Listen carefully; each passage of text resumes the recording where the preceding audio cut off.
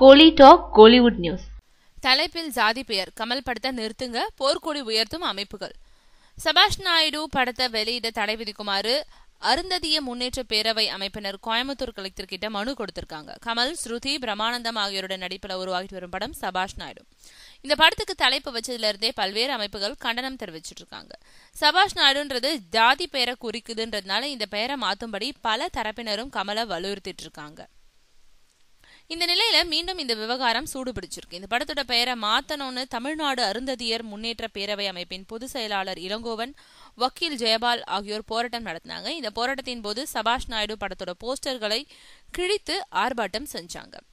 மேலும் இந்த படத்துக்கு தடை விதிக்கணும்னு கோவை கலெக்டர் கிட்ட மனு கொடுத்திருக்காங்க. அதுல நடிகர் கமலஹாசன் நடிச்சு வரும் திரைப்படத்துக்கு சபாஷ் நாயுடுன்னு பெயரிட்டு விளம்பரங்கள் செஞ்சிட்டு இருக்காங்க. இந்த தலைப்பு சமூக அமைதியை சீர்குலைக்கும் விதத்துல அமைஞ்சிருக்கு. இந்த படத்தை வெளியிட அனுமதி கொடுத்தா சாதி பெயர்ல பட தலைப்புகளை கொச்சையா அமைத்து திரைப்படங்களை உருவாக்கும் தவறான செயலுக்கு முன்னுதாரணமா அமையும்.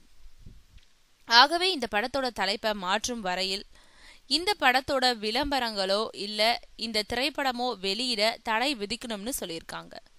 சிம்புவோட பி பாடலுக்கு இவங்க 2 பேரும் வழக்கு தொடர்ந்து சிம்பு அனிருத்த நேர்ல ஆஜராக வச்சதுனால இந்த விவகாரமும் சூடு பிடிக்கும்னு எதிர்பார்க்கப்படுது.